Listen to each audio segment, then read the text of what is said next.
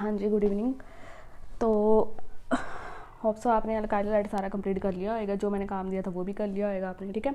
अब स्टार्ट करते हैं अराइल। देखो aryl halide is very easy as compare to alkyl halide. Alkyl halide अगर समझ में आ गया तो अराइल हैलाइड समझना हमारे लिए बहुत ईजी है। अगर मैं +2 की बात करूँ तो जब हमारा हाइड्रोकार्बन चैप्टर आता है तो ऑलमोस्ट आपने इसमें बहुत कुछ पढ़ा होएगा, ठीक है।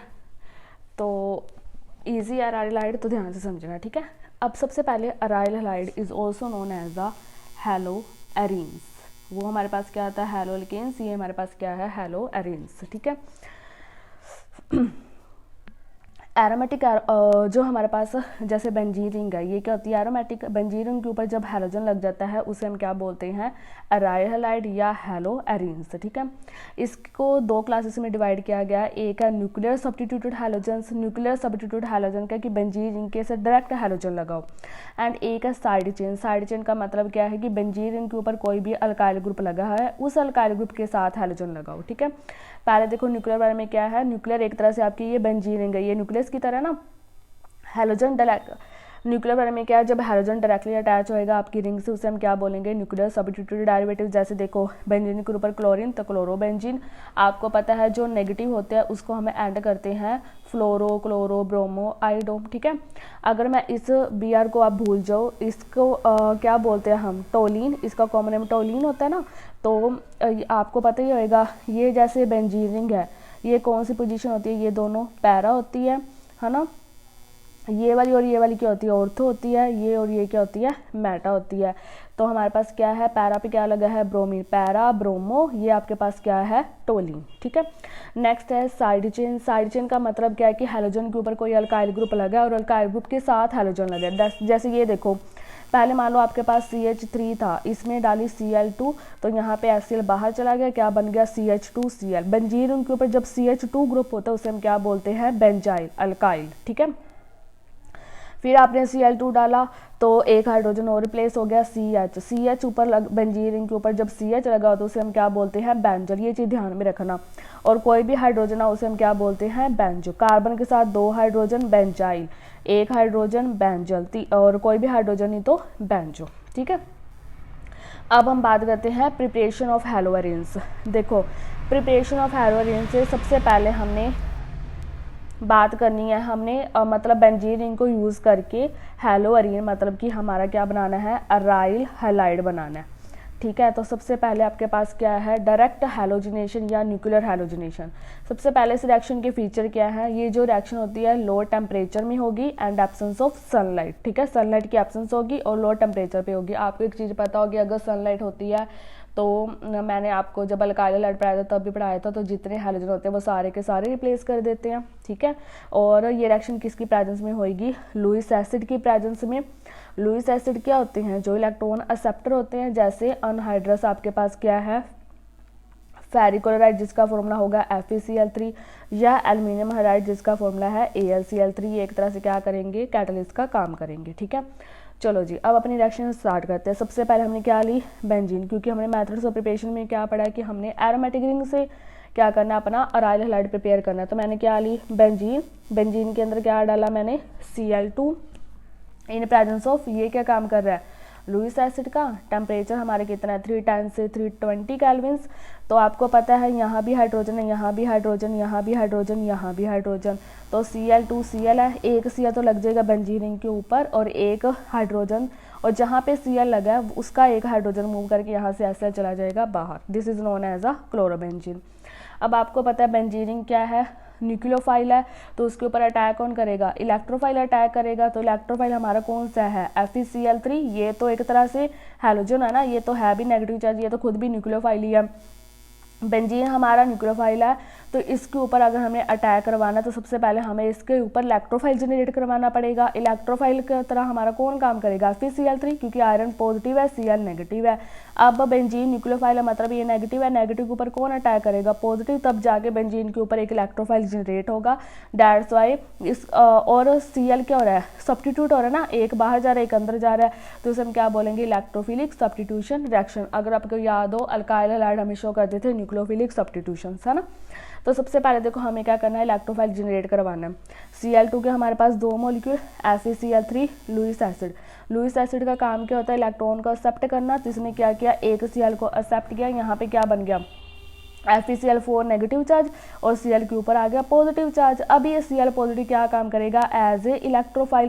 पहले ये क्या था, जब तक हमने इसके ऊपर इलेक्ट्रोफाइल जनरेट नहीं करवाई, न्यूक्लियोफाइल था। अब बेंजीन हमारी न्यूक्लियोफाइल है। अगर हम हाइड्रोजन का अटैक करवा रहे हैं तो हमें क्या करना पड़ेगा, उसको पॉजिटिव हमने कैसे किया, उसको इलेक्ट्रोफाइल बना के ये हमने इलेक्ट्रोफाइल जनरेट करवा दिया। ठीक है, अब हमने क्या करना है, इलेक्ट्रोफाइल अटैक करेगा किसके ऊपर, न्यूक्लियोफाइल के ऊपर, दैट इज बेंजीन रिंग के ऊपर। तो ये हमारी क्या है, बेंजीन, ये हमारा क्या है, इलेक्ट्रोफाइल। स्लो स्टेप, अटैक हमेशा पहले स्लो होगा बाद में फास्ट होगा। ठीक है, स्लो स्टेप। तो सबसे पहले इसने अपने इलेक्ट्रॉन दिए इसको, ठीक है। तो यहाँ पे ये वाला मतलब कि बॉन्ड के लिए वो इसने अपनी पोजीशन छोड़ी, यहाँ पे क्या आया, पॉजिटिव चार्ज, और यहाँ पे क्या लग गया, Cl, हाइड्रोजन तो इसके साथ है ही आई। अब अपने आपको रेजोनेटिंग स्ट्रक्चर तो आती होंगी, हमें क्या करना है, सिर्फ बॉन्ड को घुमाते जाना है। अब क्या करोगे, इस वाले बॉन्ड को, ये पॉजिटिव चार्ज दिख रहा है, ये जाएगा इसके ऊपर, अपनी पोजीशन खाली छोड़ेगा, यहाँ पे आ गया पॉजिटिव चार्ज। इस वाले बॉन्ड को, ये पॉजिटिव चार्ज दिख रहा है, ये जाएगा इसके ऊपर, अपनी पोजीशन खाली छोड़ेगा, यहाँ पे आ गया पॉजिटिव चार्ज। तो ओवरऑल रिंग के ऊपर क्या आ रहा है, पॉजिटिव चार्ज। तो हमारे पास रेजोनेट हाइब्रिड बन गया दिस। ठीक है, अब हमने क्या करना है, ये जो हमारे पास प्रोटॉन लगा है, आपको पता है ना, देखो जैसे मैंने ये किया, पहले बेंजीन के ऊपर बॉन्ड था तो एक हाइड्रोजन होता था, है ना। अब एक बॉन्ड रिमूव हो गया तो मतलब इसके ऊपर एक तो पॉजिटिव चार्ज की तरह है ही, तो उसके साथ HOCl है। अब क्या होएगा, अब ये जो प्रोटॉन है, प्रोटॉन ट्रांसफर होगा फ्रॉम कार्बोकेटायन से। ये हमारे पास रेजोनेंट हाइब्रिड क्या बना, कार्बोकेटायन। पॉजिटिव चार्ज स्पीसीज क्या होती है, कार्बोकेटायन। नेगेटिव चार्ज स्पीसीज क्या होती है, कार्बन आयंस। तो अब प्रोटॉन ट्रांसफर होगा कार्बोकेटायन से और क्या बनाएगा, क्लोरोबेंजीन। देखो Cl पॉजिटिव का हमने अटैक करवा दिया फर्स्ट टाइम में। अब उठाओ FeCl4 नेगेटिव चार्ज, उठाइए आपने। ठीक है, ये हमने उठा लिया। अब क्या होएगा हमारे पास, ये FeCl3Cl ऐसे लिख लो। ये जो प्रोटॉन है ये वापस आ जाएगा Cl के साथ, यहाँ से HCl जाएगा बाहर, FeCl ऑलरेडी बाहर है, यहाँ पे Cl, अब ये चला गया अच्छा बाहर, तो अब यहाँ पे इधर भी बॉन्ड आ जाएगा। तो ओवरऑल हमारे पास क्या बन जाएगा, बेंजीन में डीलोकलाइजेशन ऑफ इलेक्ट्रॉन्स। ठीक है, होप्स आप समझ, पहले कुछ नहीं करना। स्टेप फर्स्ट में हमने इलेक्ट्रोफाइल जनरेट करवाया, उस इलेक्ट्रोफाइल का हमने बेंजीन रिंग के ऊपर अटैक करवाया और बॉन्ड को घुमाते गए। फिर जो हमारे पास प्रोटॉन बना, उस प्रोटॉन को हमने ट्रांसफर किया FeCl4 नेगेटिव के पास, और हमारे पास क्या बन गया, क्लोरोबेंजीन। आपने ये पढ़ी भी होगी ना, रेजोनेटिंग स्ट्रक्चर तो बहुत अच्छे से पता होना चाहिए, बेसिक है ये तो। अब कंडीशन क्या क्या, ये तो में हो गया। ठीक है, अगर मान लो आपकी रिएक्शन में एक्सेस हैलोजन यूज, मतलब एक से ज़्यादा हैलोजन यूज़ किए हुए हैं, तो आपका जो नेक्स्ट, मान लो देखो टॉप वाली पोजीशन पे करना है, ये तो हमें पता है। अब मान लो ये पोजीशन पे पहले से हैलोजन लगा हुआ है, देन आप अटैक किस पे करवाओगे, ऑर्थो या पैरा पोजीशन पे विद रिस्पेक्ट टू जो आपका फर्स्ट हैलोजन लगा हुआ। एग्जाम्पल देखो, जैसे ये आपका क्लोरोबेंजीन उन्होंने दे दिया, Cl2 डाल दिया एक्सेस में। एक्सेस का मतलब क्या है, लुईस एसिड FeCl3। अब देखो मैंने क्या बोला, अगर एक्सेस में है तो ऑर्थो या पैरा, ये कौन सी है ऑर्थो, ये कौन सी है पैरा। अगर आप ऑर्थो पे अटैक करवाओगे एक Cl, तो एक जो इसके साथ HO होता है वो जाएगा बाहर, यहाँ से HCl बाहर जाएगा, है ना, विद रिस्पेक्ट टू फर्स्ट ही है। इसके सामने भी फर्स्ट वाला आ रहा है। पैरा पे अटैक करवा रहे हो, पैरा पे भी ऐसे, ये बेंजीन रिंग ऐसे है ना, ये वाली है, तो इसके ऊपर ऐसे एक एक H है ना, एक एक H है। ठीक है, अगर आपने इसके ऊपर अब Cl लगा दिया तो एक 2 Cl2 डालने हैं, एक एसिड यहाँ पे भी बाहर जाएगा, ये बन गया पैरा आइसोमर। ये है ऑर्थो आइसोमर, ये है पैरा आइसोमर। पैरा वाला हमारे पास क्या होता है, ऑलमोस्ट मेजर होता है, ऑर्थो वाला हमारे पास क्या होता है, ऑलमोस्ट माइनर होता है। पैरा मेजर क्या होता है, ऑर्थो माइनर को होता है। इसका रीज़न हम आगे पढ़ेंगे, वैसे इसके ऊपर कुछ पॉजिटिव चार्ज ओरिएंटेशन का होता है। ठीक है, तो वो जैसे जैसे आगे आएगा दिस। अभी तक इतना याद रखो, पैरा हैलोजिनेशन के केस में पैरा ऑलवेज मेजर बनेगा, ऑर्थो ऑलवेज माइनर बनेगा। ठीक है, या चाहे यहाँ पे वो Br2 डाल दे, लुईस एसिड डाल दे, तो भी ब्रोमोबेंजीन बनेगी, तो भी पैरा वाला मेजर बनेगा, ऑर्थो वाला माइनर बनेगा। ठीक है, अब अगर हमने मान लो अकेली बेंजीन रिंग नहीं ली, हमने क्या लिया हो, अगर हम टोलिन यूज कर रहे हैं, देन भी सब्स्टिट्यूशन कहाँ पे होगी, ortho and para position with respect to the first. जैसे ये देखो, ये आपके पास क्या है, टोलिन है, इसके अंदर क्या डाला, Cl2 in presence of Lewis acid FeCl3। अब आपको अच्छे से आगे होएगा, अगर इसके ऊपर CH3 ना लगा होता तो Cl डायरेक्ट आता, अब इसके ऊपर CH3 लगा है, मैंने क्या बोला, अगर इसके ऊपर कुछ भी लगा हुआ है तो आपने जो हैलोजन डाई करवाना वो ऑर्थो या पैरा पोजीशन पे करवाना। पहले आप यहाँ पे करवा के ऑर्थो आइसोमर बनाओगे, फिर आप यहाँ पे करवा के क्या बनाओगे, पैरा आइसोमर। ठीक है, इतनी बात समझ में आ गई हमें।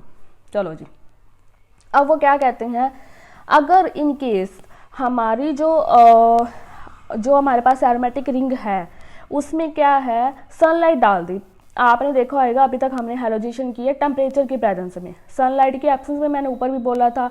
बट अगर इन केस हमारी रिएक्शन आ जाती है इन प्रेजेंस ऑफ सनलाइट, वहाँ पे लुईस एसिड एब्सेंट है, तो वहाँ पे जो सब्स्टिट्यूशन होगी वो क्या होगी, कार्बन की चेन के साथ। एग्जाम्पल देखो, ये क्या है, टोलिन, ये क्या है, Cl2। अगर तो मैं यहाँ पे FeCl3 डालती, या तो आप ऑर्थो पे लगाते फिर आप पैरा पे लगाते। अब इन्होंने डाल दी सनलाइट। अब सनलाइट का मतलब क्या होता है, सनलाइट फ्री रेडिकल है, हैलोजन कैरियर है। सनलाइट ने सारे के सारे हैलोजन लेने हैं और सारे के सारे हाइड्रोजन को रिप्लेस करके क्या लगा देना है, हैलोजन। अभी तक हमने यही पढ़ा सनलाइट हैलोजनेशन में। तो पहले आपने एक रिमूव किया, CH2। CH2 क्या होता है, बेंजाइल। फिर आपने डाला CH बन गया, ये क्या होता है, बेंजल। फिर Cl2 डाला, क्या बन गया, CCl3। तो ये बन गया बेंजो ट्राइक्लोराइड। तो जब तक अगर रिएक्शन आपकी सनलाइट की प्रेजेंस में आती है, तो जब तक आपकी रिएक्शन में सारे हाइड्रोजन रिप्लेस नहीं हो जाते तब तक आपने हैलोजनेशन करते जानी है। ठीक है, अगर बाई चांस ये टोलिन है, रिएक्शन है थायरोल क्लोराइड की प्रेजेंस में, सनलाइट, तो क्या करोगे, एक हाइड्रोजन को प्लेस करके यहाँ पे दिस SO2 गैस बाहर प्लस एसिल, वैसे फिर डालोगे जब तक आपके हाइड्रोजन रिप्लेस नहीं हो जाते। ठीक है, ईजिया मेथड समझ में आ गया होगा हमें।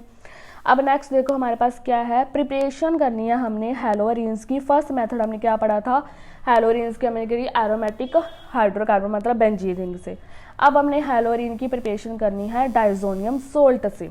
डाइजोनियम सोल्ट आपने पढ़ा भी होएगा, N2 पॉजिटिव Cl नेगेटिव +2 में भी ऐसे रिएक्शन करते आ रहे हैं। आपने रिएक्शन पढ़ी होगी सैंडमेयर रिएक्शन।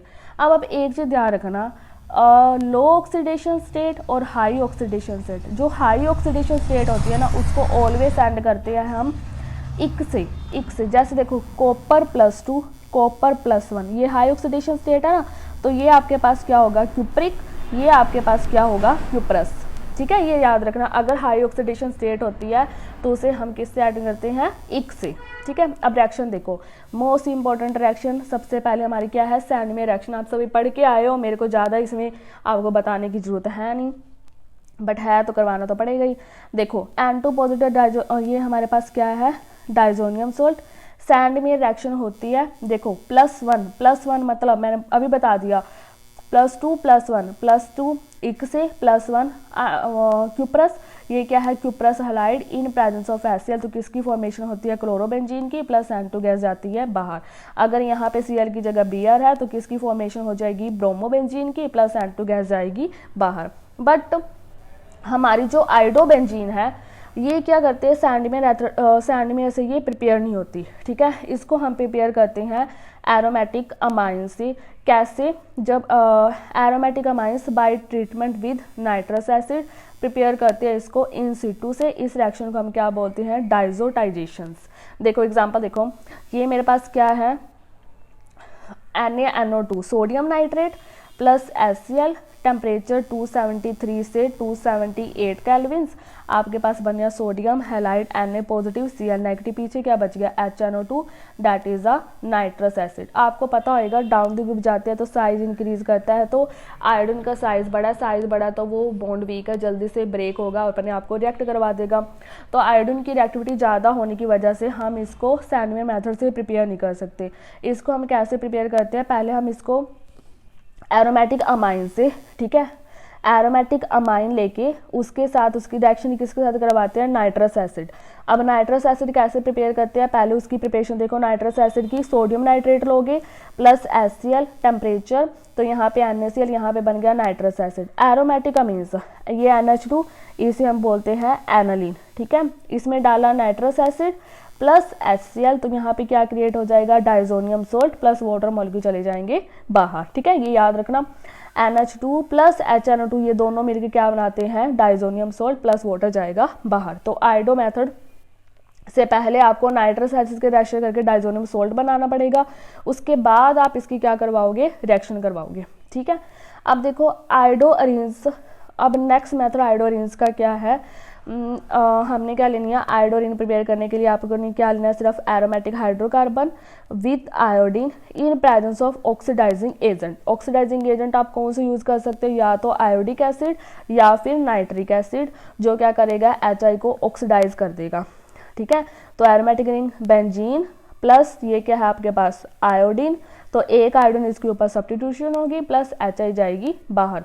अब ये जो HI निकली है ये फर्दर रिएक्ट ना करे तो आपको इसको क्या करवाना पड़ेगा, ऑक्सीडाइज। ऑक्सीडाइज करवाने के लिए आपको इसके अंदर ऑक्सीडाइजिंग एजेंट डालने पड़ेंगे, कौन कौन से, या तो आयोडिक एसिड या फिर नाइट्रिक एसिड। तो HI मैंने एक ही रिएक्शन लिखी, हाइड्रोजन आयोडाइड, इसके अंदर डाला नाइट्रिक एसिड, तो यहाँ से क्या आएगा, इसको ऐसे लिख लो HNO2।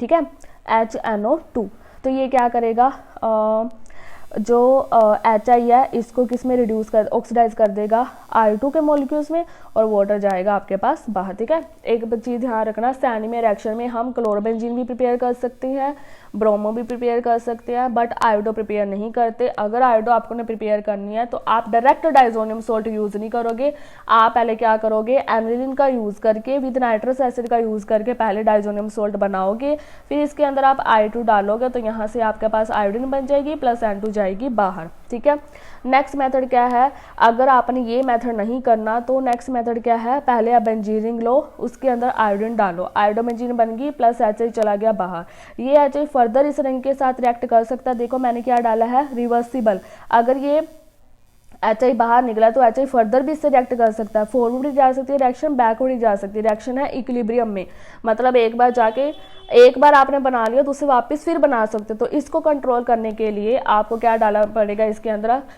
Oxidising agent like iodic acid and nitric acid. अगर आप नाइट्रिक एसिड डाल रहे हो, एक मिनट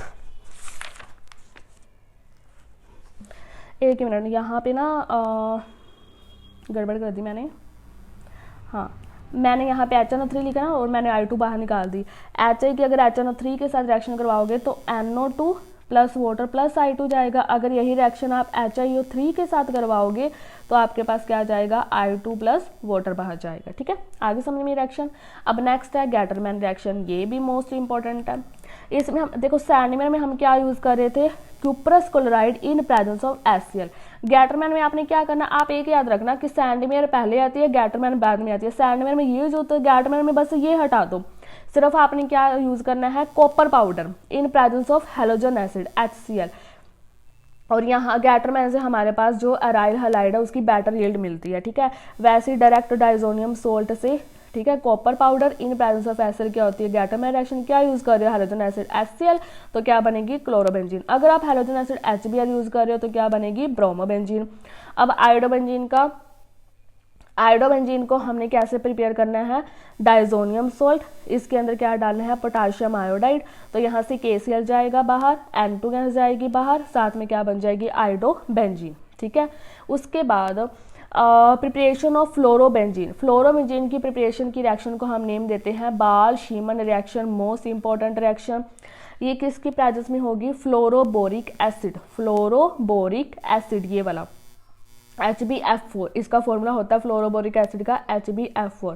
तो पहले आपने क्या लिया, वही डाइजोनियम सोल्ट। डाइजोनियम सोल्ट अब हमें समझ में आ गया कैसे बनता है, NaNO2 प्लस HCl, ठीक है, और प्लस एनिलीन, तो यहाँ से डाइजोनियम सोल्ट की फॉर्मेशन होती है, जो मैंने ऊपर आपको आयोडो वाले में करके दिखाई थी। ठीक है, तो पहले आपने क्या लेना है, डाइजोनियम सोल्ट, इसके अंदर क्या डालोगे, फ्लोरोबोरिक एसिड, H पॉजिटिव है, BF4 नेगेटिव है, किसकी प्रेजेंस में है, HCl की प्रेजेंस में। तो यहाँ पे क्या होएगा, सबसे पहले देखो ये जो H है ये और ये Cl है, यहाँ से HCl जाएगा बाहर, BF4 नेगेटिव लग जाएगा Cl की जगह पे, ये लग गया N2 पॉजिटिव Br नेगेटिव। अब ये जो हमारे पास N2 पॉजिटिव Br4 नेगेटिव जो बना है,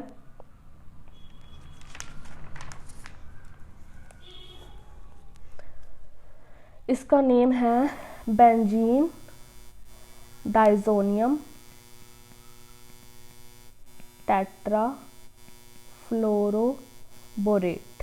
ठीक है, इसको जब आप हीट करोगे तो यहाँ से N2 गैस बाहर जाएगी, BF4 नेगेटिव में से एक फ्लोरीन तो यहाँ पे सब्स्टिट्यूट क्योंकि हमने फ्लोरोबेंजीन की प्रिपरेशन करनी है और BF3 जाएगा यहाँ से बाहर, ठीक है।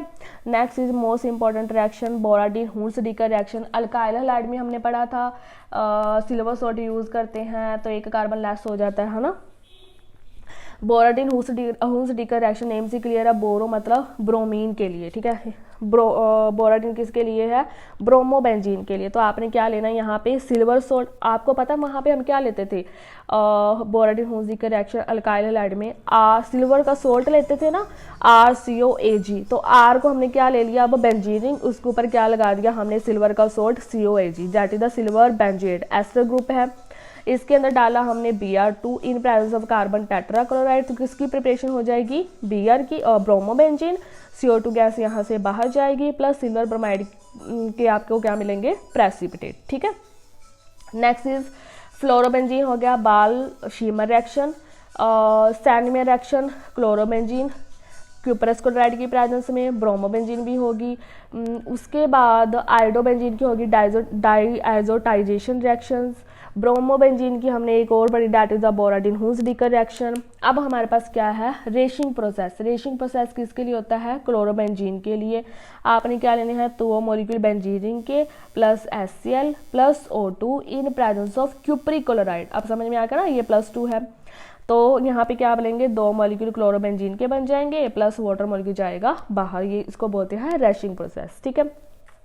अब जो मेन है हमारा काम, aryl and vinyl halide are less reactive होते हैं देन अल्काइल हैलाइड और लेस रिएक्टिव होते हैं alkyl halides towards nucleophilic substitution reactions. हमें पता है अराइल हैलाइड कौन सी रिएक्शन दे रहे हैं, इलेक्ट्रोफिलिक सब्स्टिट्यूशन। अल्काइल हैलाइड क्या देते हैं, न्यूक्लियोफिलिक सब्स्टिट्यूशन। तो पहली बात तो यही हो गया, अराइल हैलाइड लेस रिएक्टिव है अल्काइल हैलाइड से, एक रीजन हमने ये बताना है। दूसरा, aryl halide nucleophilic substitutions reaction नहीं देते बट अल्काइल हैलाइड देते हैं, या फिर अराइल हैलाइड क्या है, लेस रिएक्टिव है then alkyl halide towards nucleophilic substitutions reactions, ठीक है। देखो हमें पता है कि अगर हमने जो अल्काइल हैलाइड के साथ हैलोजन लगा होता था, अगर हमें उसको रिप्लेस करना है तो हमें उसके अंदर क्या डालने पड़ेंगे, स्ट्रॉन्ग न्यूक्लियोफाइल डालने पड़ेंगे, है ना। वीक न्यूक्लियोफाइल से हम उसको ईजिली रिप्लेस नहीं कर सकते। तो अराइल हैलाइड में मान लो हमारे पास क्या है, क्लोरोबेंजीन ही है, ठीक है। विनाइल हैलाइड में मान लो हमारे पास क्या है, विनाइल क्लोराइड। अगर आपको याद हो अलाइल और विनाइल मैंने क्या बोला था, अगर डबल बॉन्ड के जैसे ये डबल बॉन्ड कार्बन इसके साथ फंक्शनल ग्रुप लगा तो ये क्या होते हैं, विनाइलिक पोजीशन। अगर ये डबल बॉन्ड कार्बन फिर एक कार्बन उसके साथ फंक्शनल ग्रुप लगा तो ये क्या होती है, एलाइलिक पोजीशन, ठीक है। Allylic is resonance more stable then the vinylic. तो पहले हम बात करते हैं अराइल मतलब बेंजीन रिंग, बेंजीन में रेजोनेटिंग स्ट्रक्चर आता है, तो पहले इसके रेजोनेटिंग स्ट्रक्चर बना लो। रेजोनेटिंग तो आपको आते होंगे, पहले देखो हाँ, अब पहले इसने इलेक्ट्रॉन इसको दिए, यहाँ पे आ गया डबल बॉन्ड, इसने लिए, इसके ऊपर क्या है, इसने दे दिए, ठीक है, और इसके लोन पे यहाँ से ट्रांसफर, तो यहाँ पे क्या आया, नेगेटिव चार्ज, इसने लिए, इसके ऊपर क्या आ गया, पॉजिटिव चार्ज, ठीक है। उसके बाद हमने क्या किया, बस चार्ज को घुमाए, इसको नेगेटिव दिख रहा है, ये आया यहाँ पे, यह चार्ज यहाँ पे, दिस आ गया, इसको ये वाला दिख रहा है तो ये आया यहाँ पे क्या आ गया, नेगेटिव, ये वापस यहाँ पे आया तो इसका वापस से यही स्ट्रक्चर बन जाएगा, दिस दिस दिस एक्स, है ना, ईजी है, ये तो आपको आता होगा। ये विनाइल हैलाइड का मैंने रेजोनेटिंग स्ट्रक्चर बनाया है, ये है विनाइल हैलाइड। अब अगर आप इस बॉन्ड को मान लो इसने अपने इलेक्ट्रॉन दे दिए इसको, तब फिर इसका एक बॉन्ड क्लीव हो गया तो इसके ऊपर क्या आया, नेगेटिव चार्ज की इसने लिए, 2 लोन पेयर का एक इलेक्ट्रॉन होता है तो इसके ऊपर क्या आ गया, पॉजिटिव चार्ज, क्योंकि इसने इसको दे दिया, ये इसका रेजोनेटिंग स्ट्रक्चर है, ठीक है। अगर हम इसके स्ट्रक्चर की बात करें तो ये मेरे पास क्या है, फर्स्ट स्ट्रक्चर, ये सेकंड, ये थर्ड, ये फोर्थ और ये क्या है, फिफ्थ। अगर हम थर्ड से लेके फिफ्थ तक स्ट्रक्चर की बात करें तो यहाँ पे क्या आ रहा है, अराइल हैलाइड के ऊपर डबल बॉन्ड कैरेक्टर, इधर भी डबल बॉन्ड आ रहा है, इधर भी क्या आ रहा है, डबल बॉन्ड आ रहा है ना। और अगर मैं विनाइल हैलाइड की बात करूं तो इसमें यहाँ पे डबल बॉन्ड है, इसमें यहाँ पे डबल बॉन्ड कैरेक्टर है, बट ऐसा कुछ हमने अल्काइल हैलाइड में नहीं देखा था। अगर आपको याद हो अल्काइल हैलाइड में हमने कोई भी मैकेनिज्म किया तो वहाँ पे कोई बेंजीन रिंग नहीं थी। अगर उसमें बेंजीन रिंग नहीं थी मतलब उसमें कोई डबल बॉन्ड कैरेक्टर आया ही नहीं, है ना। तो डबल बॉन्ड कैरेक्टर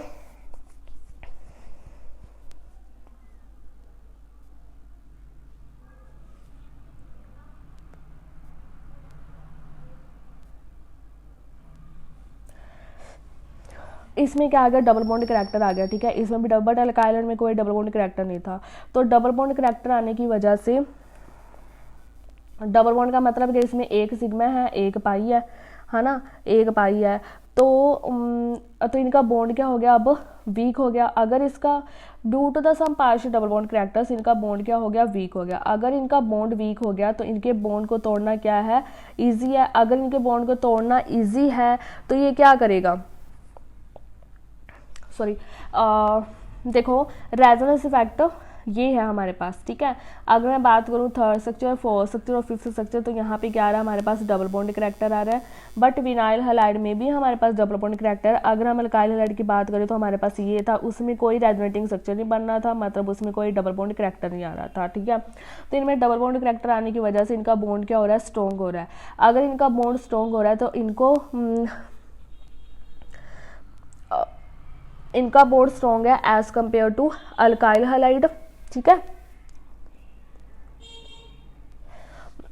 तो कार्बन हैलोजन का बॉन्ड स्ट्रॉन्ग है अराइल और विनाइल हैलाइड का as compare to alkyl halide. Strong होने की वजह से क्या है, इनके बॉन्ड को ब्रेक करने में आपको डिफ़िकल्टी होगी, और जितनी आपको डिफ़िकल्टी होगी उतना ये क्या करेगा, लेस रिएक्टिव होगा। अगर मैं सिंपल सी भाषा में समझाऊँ आपको, एक है मेरे पास अराइल, एक है मेरे पास अल्काइल, ठीक है। इसमें डबल बॉन्ड कैरेक्टर है, इसमें कोई डबल बॉन्ड कैरेक्टर नहीं है। इसमें डबल बॉन्ड कैरेक्टर है तो इसका बॉन्ड स्ट्रॉन्ग है, इसका बॉन्ड वीक है। अब जो वीक है उसको तोड़ना इजी है, जितनी इजीली वो टूटेगा उतनी जल्दी जाके वो रिएक्ट करेगा। डबल बॉन्ड वाले कैरेक्टर का बॉन्ड स्ट्रॉन्ग है तो इसको तोड़ने में आपको डिफिकल्टी होगी। जितनी आपको डिफिकल्टी होगी उतना ये कम रिएक्टिव होगा किसी से रिएक्ट करने का। That's why aryl and vinyl halide are less reactive than the alkyl halides. पहली बात तो ये समझ में आ गई, ठीक है। उसके बाद बात करते हैं, सेकंड केस है हमारे पास हाइब्रिडाइजेशन का। अगर मैं बात करूँ, ये मेरे पास क्या था, अल्काइल हैलाइड, ये क्या था, carbon, primary carbon, that is the sp3 hybridize है। अगर हम बात करें अराइल की या फिर विनाइल की, इसमें डबल बॉन्ड कैरेक्टर है, मतलब ये कार्बन क्या है आपके पास, sp2 हाइब्रिडाइज है, ठीक है। तो अगर हम साइज की बात करें तो आपको मैंने एक चीज़ बताई थी, एस कैरेक्टर सबसे ज़्यादा किसका होता है, sp, फिर sp2, फिर किसका था, sp3। इलेक्ट्रोनेगेटिव भी sp, sp2, sp3 होती है ना। अगर हम साइज़ की बात करें तो सबसे बड़ा साइज किसका है आपके पास, sp3, sp2, देन किसका है, sp, ठीक है। तो sp2 ऑर्बिटल का साइज क्या है, स्मॉलर है एज कंपेयर टू sp3, ठीक है। साइज स्मॉलर है तो उसका बॉन्ड क्या है, स्ट्रॉन्ग है। अगर उसका बॉन्ड स्ट्रॉन्ग है, फिर देखो जितना स्मॉल होता है उतना उसका बॉन्ड स्ट्रॉन्ग होता है, जितना बड़ा होता है उतना उसका बॉन्ड वीक होता है। तो sp2 का साइज छोटा, अगर इसका साइज छोटा है, एक चीज़ a और b ऐसी है, एक और ऐसी है, ठीक है।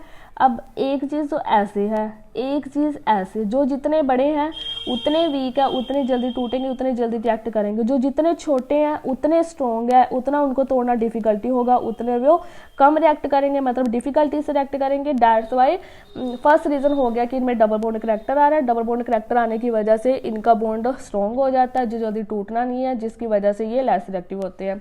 दूसरा आ गया हाइब्रिडाइजेशन का केस। अल्काइल में sp3 है, इसकी sp2 है। On the basis of size sp2 का साइज स्मॉलर है, स्मॉलर होने की वजह से इसका बॉन्ड स्ट्रॉन्ग है तो इसको तोड़ने में डिफिकल्टी होगी। जितनी आपको डिफिकल्टी होगी उतना वो कम रिएक्टिव होगा किसी से भी रिएक्ट करने के लिए, ठीक है। तो आज के लिए इतना, बाकी नेक्स्ट वीडियो।